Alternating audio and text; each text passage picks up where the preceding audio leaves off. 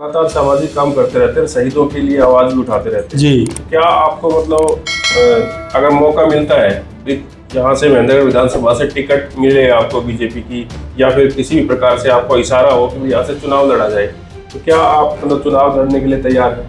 लड़ेंगे तो अपने क्षेत्र के बलबूते पे, जनता के बलबूते पे, अपने गांव के, अपने जो हमारी युवा टीम है उसके बलबूते पे चुनाव लड़ेंगे। हमें पार्टियों से कोई उम्मीद नहीं है, नहीं हम किसी पार्टी के दरवाजे पे कभी अपना परफॉर्मा, अपना बायोडाटा लिख के गए हैं और न आगे के लिए बता दूं कभी जाएंगे। बिल्कुल। तो ये जो रैली है इसमें भी आपने काफी युवाओं को इकट्ठा किया है, बाइक से रैली निकाली जाएगी, तो इस रैली के बाद भी मतलब एक बड़ा फैसला हो सकता है कुछ दिन बाद, जैसे चुनाव है तो इससे पहले आप कोई बड़ा निर्णय ले सकते हैं चुनाव को लेकर। नमस्कार साथियों, मैं हूं कृष्ण सैनी, आप देख रहे हैं MGN हरियाणा लाइव न्यूज़। आज हमारे साथ जो व्यक्ति मौजूद हैं इनका नाम है कुलदीप सुरजनवास से हैं, और ये 11 तारीख यानी कि रविवार के दिन एक जन आक्रोश रैली जो बाइकों के माध्यम से निकालने जा रहे हैं। इनका क्या उद्देश्य है इन्हीं से जानेंगे।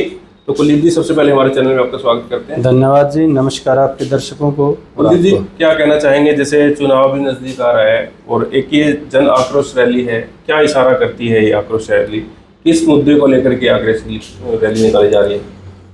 ये कृष्ण जी रैली है हमारे शहीदों के हक के लिए, उनके सम्मान के लिए। क्या है कि 2017 में माननीय मुख्यमंत्री मनोहर लाल जी ने उस टाइम पे घोषणा करी थी कि हरियाणा प्रदेश में 2 शहीद स्मारक बनेंगे, एक अम्बाड़ा और एक नसीबपुर।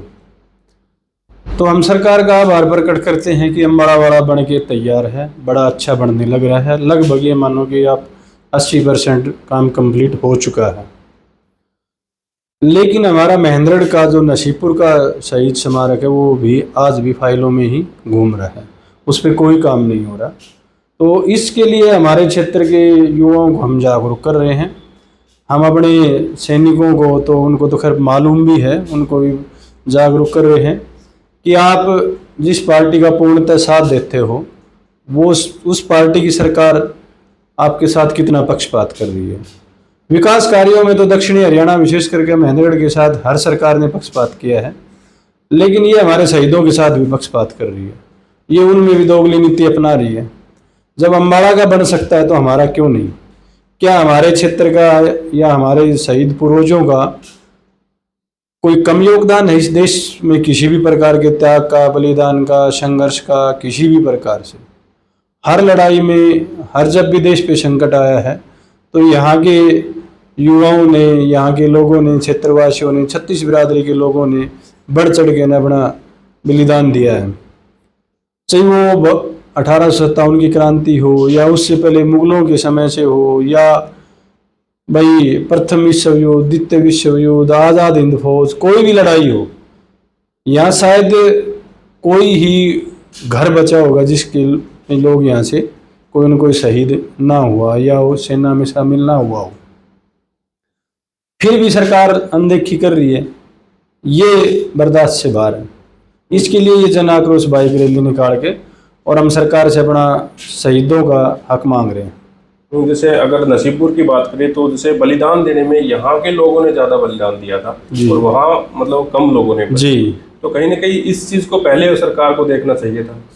बिल्कुल, सरकार को पहले देखना चाहिए था। मैं एक आप देखेंगे तो नसीबपुर जो हमारा शहीद स्मारक है उसको भी बनाने में सरकार का कोई योगदान नहीं है। वो भी यहाँ जो क्षेत्र के लोग थे, सामाजिक संगठन थे, ग्राम पंचायत नसीबपुर थी, उनके योगदान से वो बना है। जबकि वहीं पर बगल में समाधि है, उनकी जो कब्र है, उनकी जो 2 अंग्रेज अफसर शहीद हुए थे, उनकी देख रेख रख रखाव भारत सरकार करती है। हमारे शहीदों का, हमारे क्षेत्र के लोगों का, ये उनके वंशजों को जो भी शहीद हुए हैं, हमारे 36 बिरादरी के लोग थे, उनके जो या वंशज जो 36 बिरादरी के लोग हैं, सामाजिक संगठन हैं, जो भी हैं, वो कर रहे हैं। तो ऐसा पक्षपात, ऐसी दोगली नीति क्यों? बिल्कुल। तो अभी जैसे जन आक्रोश रैली आपकी 11 तारीख की रविवार की है, तो उस दिन मतलब बताया जा रहा है कि बड़ा कलाकार भी आएगा, वहाँ पे काफ़ी लोगों से भी हमने वहाँ एक अपने हरियाणवी रैपर है जो लोक गायक है केडी, उसको बुलाया है, वो राइटर भी है। तो हमने उनको कुछ अपनी मुहैया कराया है हमारे लोकल शहीदों की जीवनी, यहाँ के उनके संघर्ष के बारे में उनको।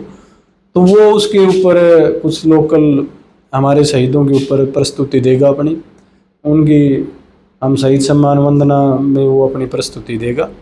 और वैसे भी नसीबपुर से साथ चल के वो हमारे साथ साथ इस यात्रा में शामिल रहेंगे। और हुड्डा पार्क के अंदर प्रोग्राम समापन है, यहाँ 1 घंटे का हमारे शहीदों के ऊपर उनकी प्रस्तुति रहेगी।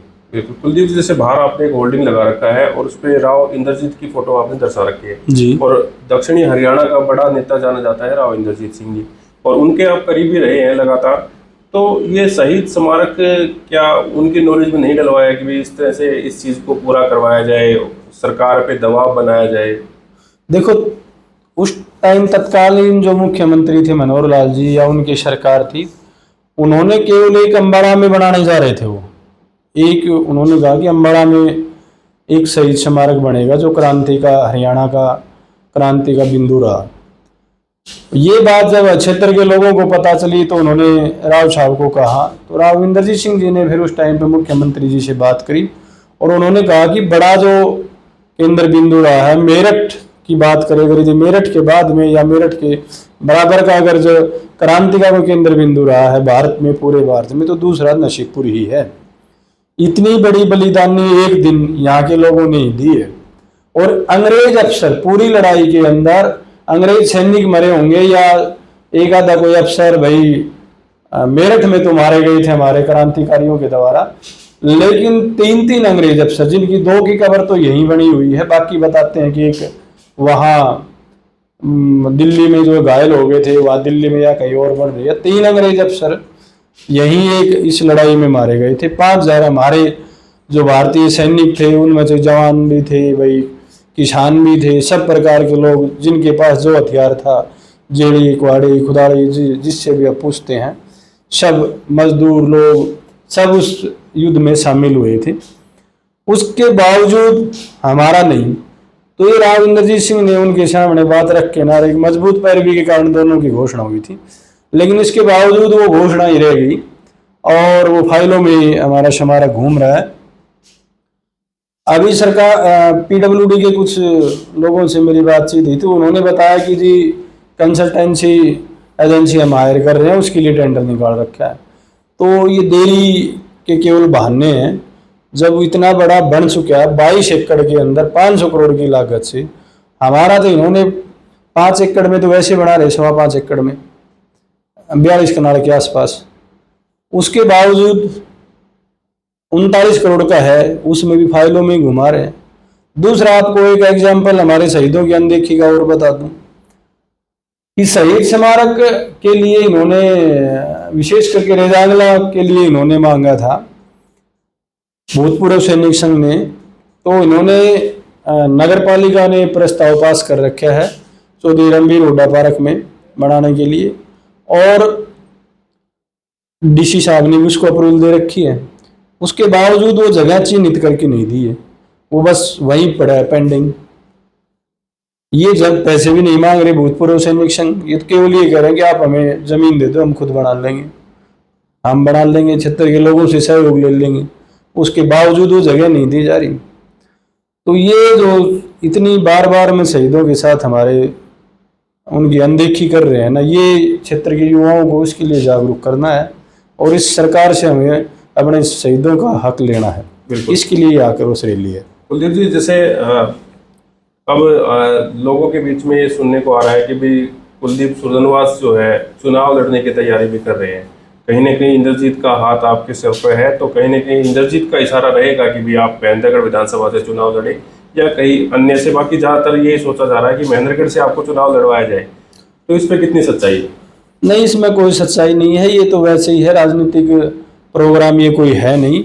ये तो ये है कि भाई कुछ लोग हैं जो सरकार के ज़्यादा विशेष करके प्रति ज़्यादा सहानुभूति रखते हैं, वो इस तरीके से ये फैला दोगे तो राजनीति प्रोग्राम तो पूर्णतः ये गैर राजनीतिक प्रोग्राम है। हमारा युवा इंकलाब संगठन समय समय पर इस प्रकार के कार्यक्रम करता रहता है पहले भी शहीद सम्मान काव्यांजलि 2019 में करी थी, शहीद जन्मभूमि नमन यात्रा करी थी, और उसके अलावा आर्मी की टीम बुला के आर्मी के लिए रक्तदान शिविर लगाना, शहीदों की पुण्यतिथि पे रक्तदान शिविर लगाना, स्वास्थ्य पे, शिक्षा पे, सामाजिक काम करते रहते हैं हम यहाँ। तो आप लगातार सामाजिक काम करते रहते हैं, शहीदों के लिए आवाज भी उठाते रहते हैं जी। तो क्या आपको मतलब अगर मौका मिलता है भी यहाँ से महेंद्रगढ़ विधानसभा से टिकट मिले आपको बीजेपी की, या फिर किसी भी प्रकार से आपको इशारा हो कि यहाँ से चुनाव लड़ा जाए, तो क्या आप मतलब चुनाव लड़ने के लिए तैयार हैं? ये तो वक्त तय करेगा, समय बताएगा। और चुनाव तो हमने पहले भी जिला परिषद के चुनाव लड़े हैं और जिले में सबसे ज़्यादा वोटों से जीते हैं। वो सब उसमें मेरे गांव के लोग, मेरे साथियों, टीम की बदौलत था। हमें किसी पार्टी से ज़्यादा टिकट की या कोई न तो अपेक्षा है न हम रखते हैं। हम चुनाव लड़ेंगे तो लड़ेंगे, तो ये अभी कोई ऐसा वो नहीं है, लड़ेंगे तो अपने क्षेत्र के बलबूते पे, जनता के बलबूते पे, अपने गांव के, अपने जो हमारी युवा टीम है उसके बलबूते पे चुनाव लड़ेंगे। हमें पार्टियों से कोई उम्मीद नहीं है, नहीं हम किसी पार्टी के दरवाजे पे कभी अपना परफॉर्मा, अपना बायोडाटा लिख के गए हैं, और न आगे के लिए बता दूं कभी जाएंगे। बिल्कुल। तो ये जो रैली है इसमें भी आपने काफी युवाओं को इकट्ठा किया है, बाइक से रैली निकाली जाएगी, तो इस रैली के बाद भी मतलब एक बड़ा फैसला हो सकता है कुछ दिन बाद, जैसे चुनाव है, तो इससे पहले आप कोई बड़ा निर्णय ले सकते हैं चुनाव को लेकर? चुनाव का अभी हमारे माइंड में ऐसा कुछ है नहीं, फिलहाल हमारा पूरा फोकस प्रोग्राम के ऊपर है।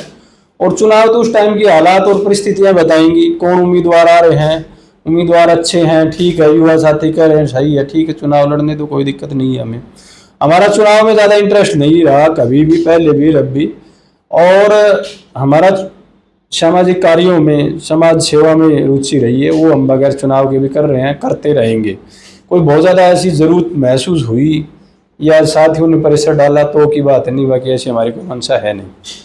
Thank you sir. ओके। ये हमारे साथ कुलदीप सुरजनवास मौजूद हैं और इन्होंने बता दिया कि जो 11 तारीख को शहीदों के सम्मान को लेकर के एक बाइक रैली यानी कि जन आक्रोश रैली का आयोजन किया जा रहा है, और ये नसीपुर से चल करके हुड्डा पार्क महेंद्रगढ़ के अंदर जो है वो रैली चलेगी, और वहाँ पर एक शाम को काफ़ी अच्छा प्रोग्राम रहेगा। जो केडी जो अच्छे कलाकार हैं हरियाणा में, वो वहाँ पर आने वाले हैं।